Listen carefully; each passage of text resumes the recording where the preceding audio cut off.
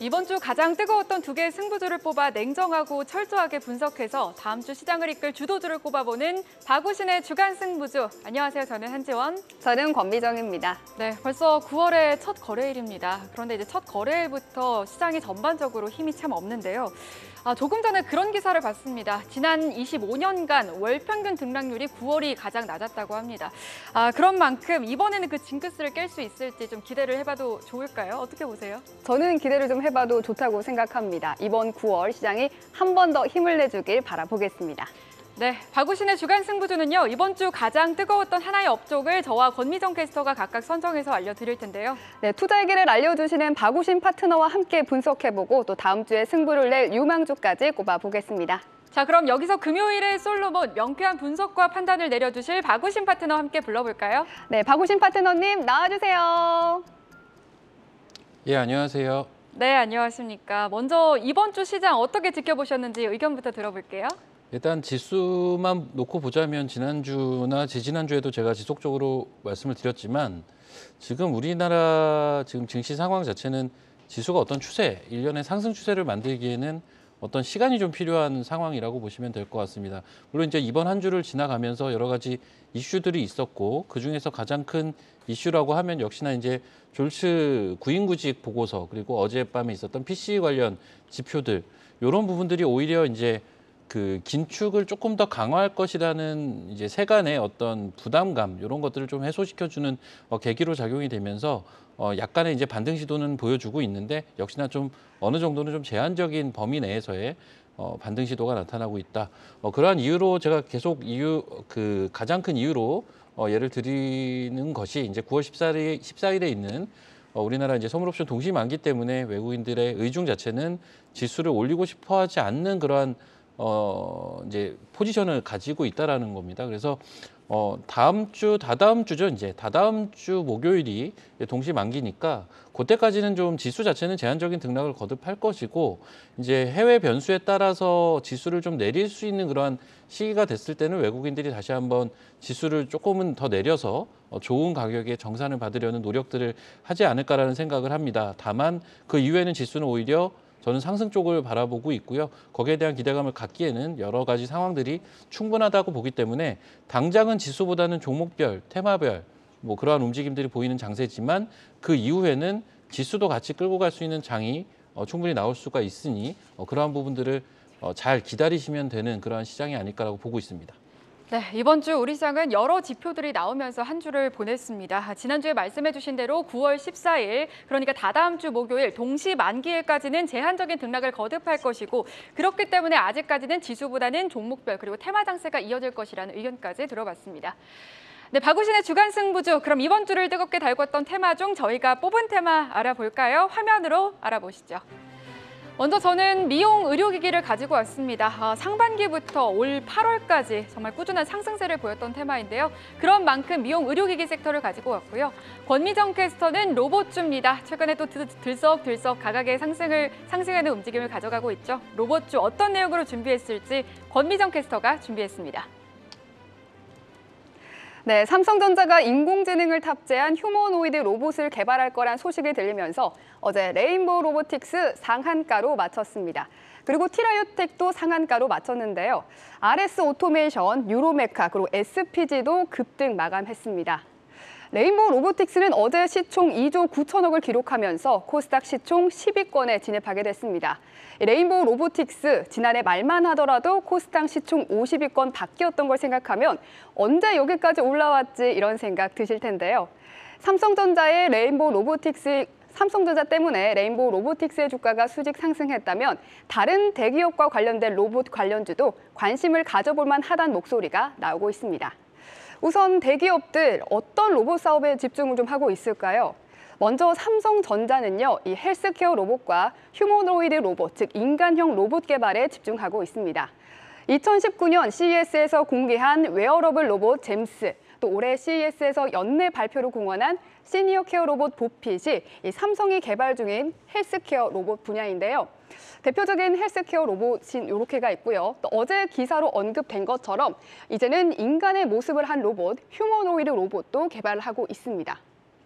네, 많이 궁금해하실 것 같아서 제가 사진으로 들고 와봤는데요.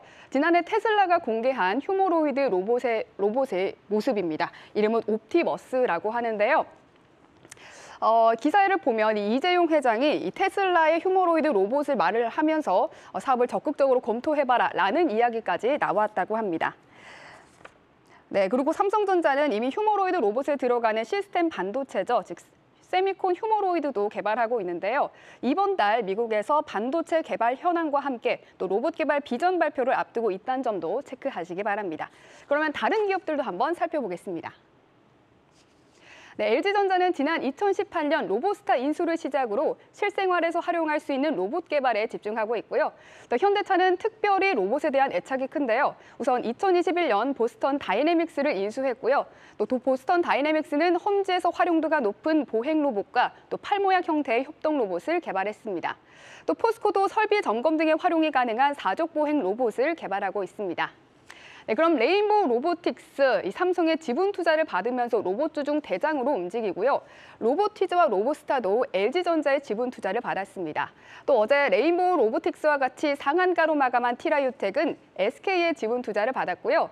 SPG와 SBB테크는 현대차가 로봇 감속기 기업에 투자한다는 보도가 나오면서 주목받은 바가 있는데 아직은 확정되지 않은 뉴스입니다.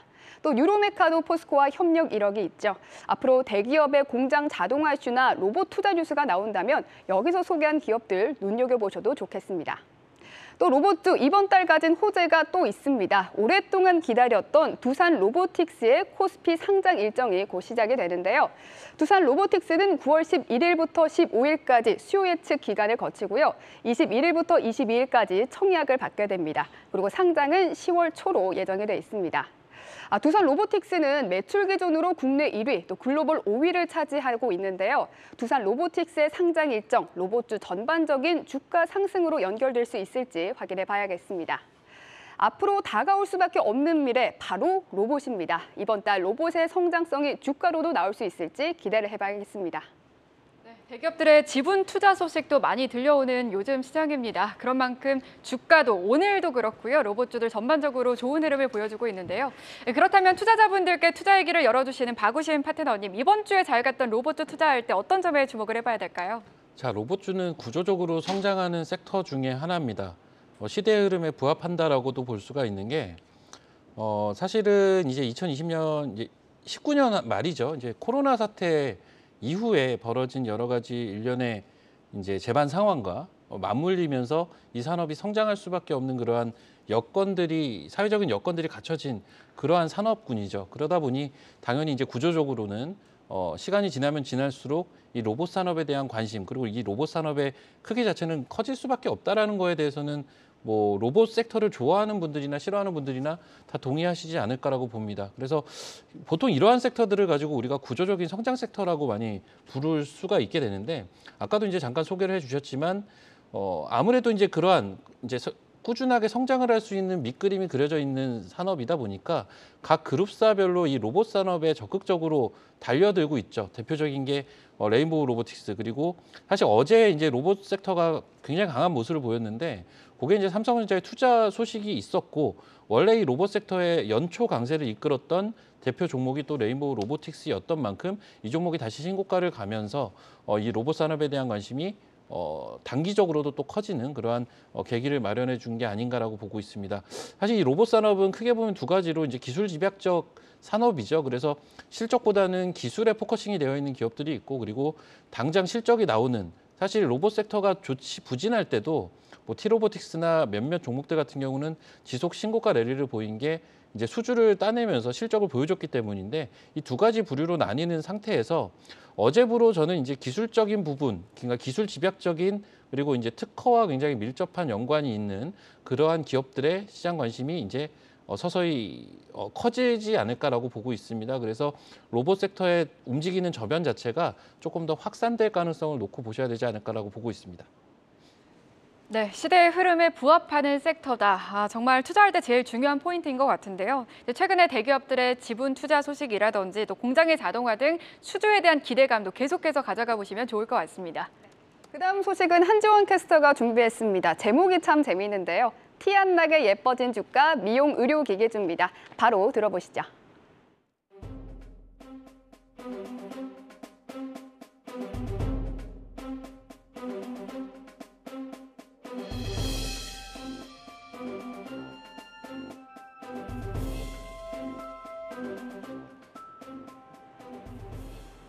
주식시장은 새로운 K-뷰티에 화려하게 환호하고 있습니다. 올해 역대 최고가를 찍은 피부 미용 의료기기 기업들이 한둘이 아닌데요. 2차 전지 그리고 인공지능과 함께 올해 국내 증시의 스타 업종으로 꼽히기도 손색이 없습니다. 일단 당장 오늘은 내리고 있지만 그동안 티 안 나게 예뻐진 주가, 조용히 올라온 미용 의료기기 섹터 살펴보도록 하겠습니다. 해외 시장에서 가파른 성장세를 보이는 국내 미용 의료기기 업체들의 주가 상승세가 돋보이고 있습니다. 이 국내 미용 의료기기 기업들의 주가가 올해에만 평균 100% 이상 뛰었는데요. 올해 1월 2일부터 어제 종가까지의 상승률을 살펴보시면요. 원택이 220%가 넘는 굉장히 높은 상승률을 기록을 했고요. 비올 역시 150%에 가까운 상승률, 그리고 클래시스 역시 100%가 넘습니다. 제이시스 메디칼 역시 64.55%라는 높은 상승률을 기록을 했습니다. 이 전문가들은 앞으로도 미용 의료기기 기업들의 실적이 성장할 가능성이 높은 만큼 주가도 계속해서 우상향할 것이란 전망을 내놓고 있습니다. 이렇게 주가가 성장한 배경에는 시장 성장성에 대한 기대감이 있을 수밖에 없겠죠. 그동안 피부 미용 의료기기 시장은 전 세계적으로 미용 의료 시술을 통해 아름다움에 대한 욕구를 충족하려는 수요가 커지면서 꾸준히 성장해 왔는데요. 이 피부 미용 의료기기 시장 성장의 중심에 한국을 빼놓을 수가 없겠습니다. 국내 피부 미용 의료기기 기업들의 꼼꼼함과 또 전문성에 기반한 제품 경쟁력이 해외 시장에서 인정받고 있다는 분석인데요. 이 시장 전문 조사기관 유로모니터에 따르면 국내 시장은 지난해 기준 1조 1천억 원 규모였고 2026년도에는 1조 2천억 원으로 전망되고 있습니다. 세계 시장에서도 미용기기 분야는 2025년까지 연평균 4%에 육박하는 성장률을 보일 것으로 관측되고 있는데요. 특히 최근에는 코로나19에 따른 미용에 대한 관심 증가, 여기에 고령층과 남성의 미용 시술 확대까지 더해지면서 수요가 더욱 탄력적으로 늘고 있다는 점도 긍정적입니다. 실제로 수출 데이터 역시 눈여겨볼 만한데요. 국내 미용 의료기기 기업들의 경우에는 일찌감치 해외 시장을 공략해 꾸준하게 성과를 내고 있습니다. 이 관세청에 따르면 지난 7월 레이저 기기 수출 규모는 7,381만 달러로 전년 동월 대비 10%가량 증가를 했습니다. 이 통상 3분기가 미용 의료기기 수출 비성수기임에도 불구하고 수출액이 성장한 건데요. 이 8월에도 수출 성장세는 이어지고 있습니다. 지난 8월 1일부터 10일까지 열흘간 레이저 기기 수출액은 3,733만 달러로 무려 열흘밖에 안 됐지만 지난해 8월 수출액인 6,679만 달러의 절반을 이미 넘긴 겁니다. 또 최근 투자 업계에서도 국내 피부 미용 의료기기에 대한 관심이 지대합니다. 지난해 글로벌 사모펀드 베인캐피탈이 국내 대표적인 피부 미용 의료기기 회사 중 하나죠. 클래시스를 인수를 했는데요. 지난 6월에는 하는컴퍼니가 루트로닉을 인수한다고 발표를 했습니다. 통상적으로 프라이빗 에쿼티는 성장 잠재력이 있는 기업을 인수해서 가치를 높이고 짧게는 3년, 길게는 5년 뒤에 되팔아서 차익을 추구하는데요. 최근 인수합병 시장의 흐름을 보게 된다면 국내 피부 미용 의료기기 산업의 경쟁력에 대한 평가가 얼마나 높은지 짐작할 수 있겠습니다. 돈이 된다고 판단하니 자금이 몰리는 셈인 겁니다. 업계 관계자는 최근 베인캐피탈이나 하는컴퍼니 등 주요 프라이빗 에쿼티의 진입으로 글로벌 시장에서 공격적인 마케팅이 전개될 것으로 예상되는 만큼 전체 시장 규모가 더 빠르게 커질 가능성도 점치고 있습니다. 네, 마지막으로 실제로 숫자가 찍히는 실적에 대한 기대감도 가져가 볼 수 있겠는데요. 이 대표적인 미용 의료기기 업체들 루트로닉과 클래시스, 제이시스 메디칼 그리고 원택과 이루다, 비올 모두 올해 역대 최고 매출액과 영업이익을 동시에 기록할 것으로 예상되고 있습니다. NH투자증권에서는 이 6개 기업의 올해 추정 실적 기준 합산 매출액은 8,690억 원, 영업이익은 2,768억 원에 달한다고 하는데요. 이렇게 해서 합산 영업이익률이 31.9%로 웬만한 제조업은 따라가기 쉽지 않은 수치입니다.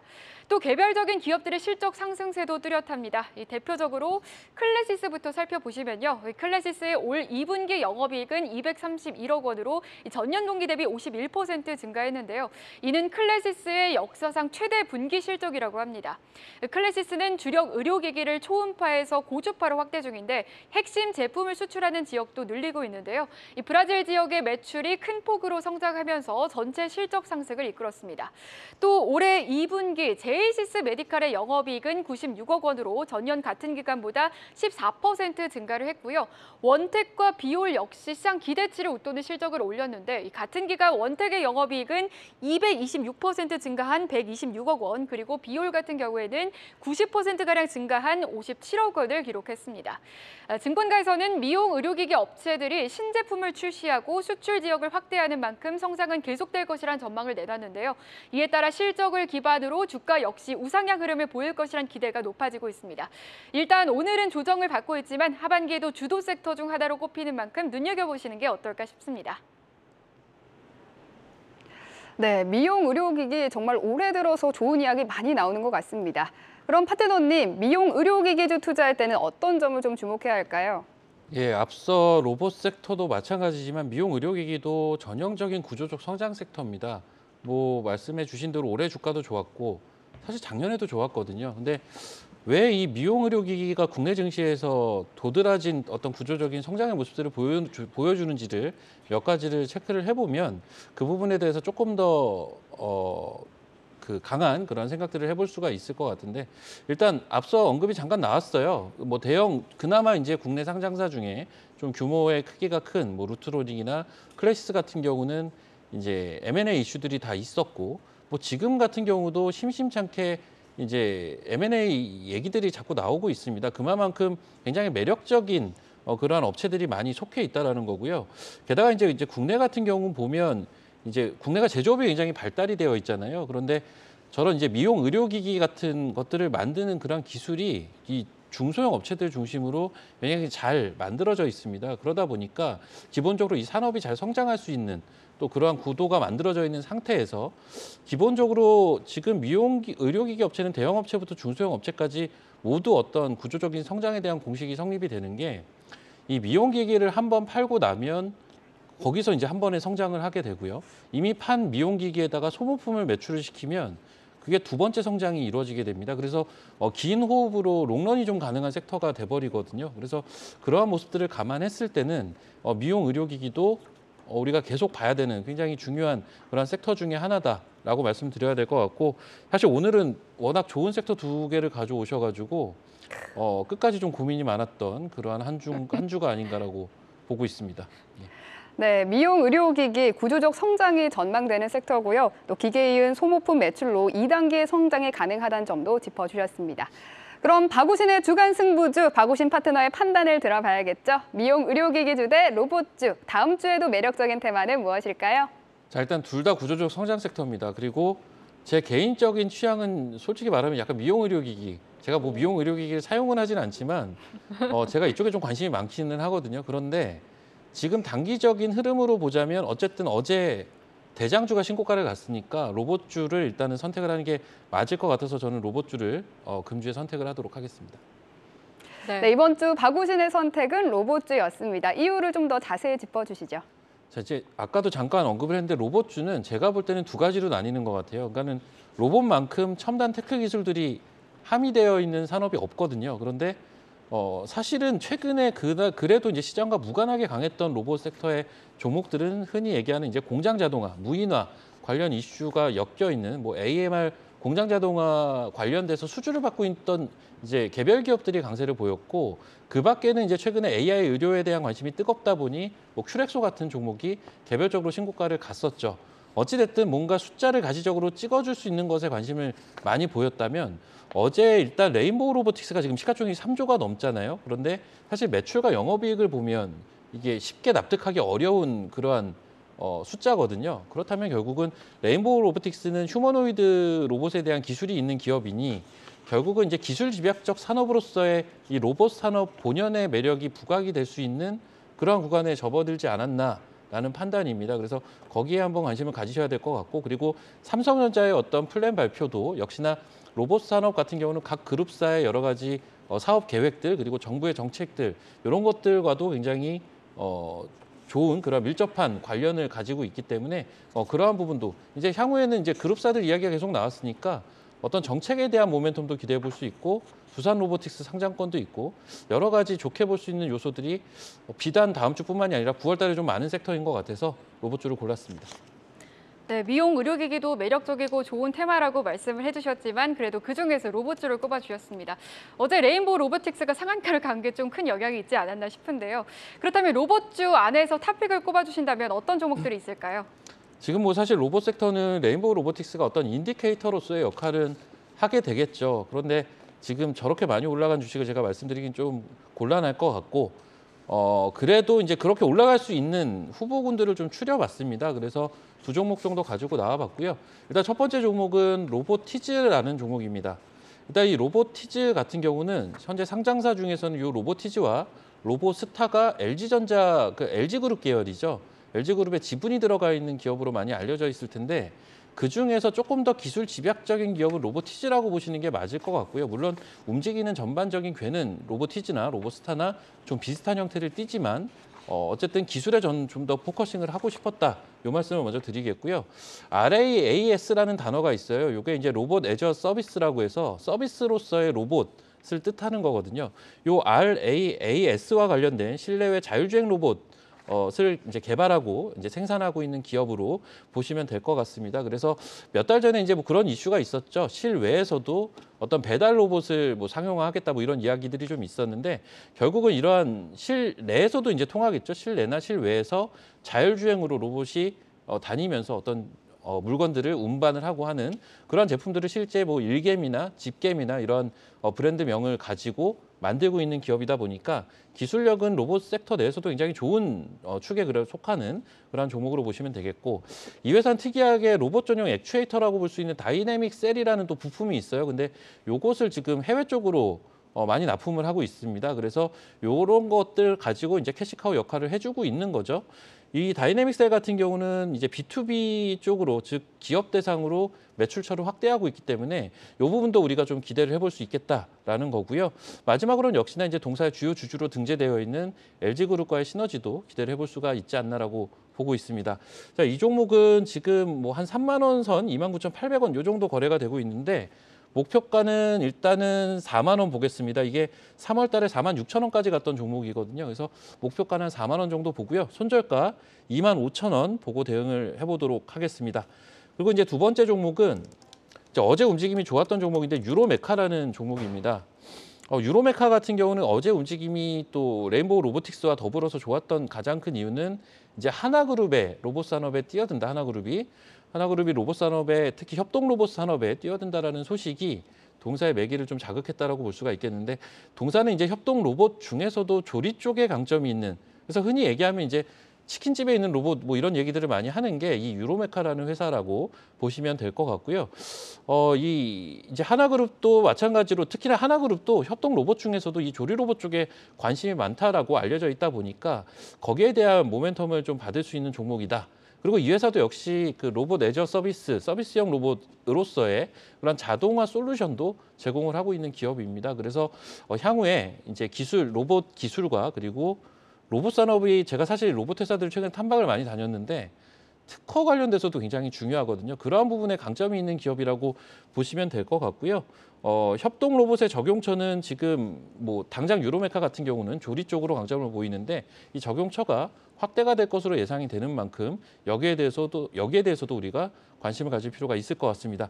이 종목은 사실 어제 움직임이 워낙 좋았고 오늘도 뭐 나쁘지 않은 움직임입니다. 현재 4만 3, 4천 원대, 4천 원 정도 거래가 되고 있는 것 같은데 목표가는 6만 원 보겠습니다. 이 종목의 기존 고가는 한 5만 900원 정도 3월 달에 기록한 가격인데 일단 뭐 사실 신고가까지는 얼마 남지가 않았어요. 그래서 목표가는 한 6만 원 정도 신고가를 보도록 하겠고요. 손절가 3만 5천 원 정도 보도록 하겠는데 이게 지금 어제 오늘 조금 올라가지고요.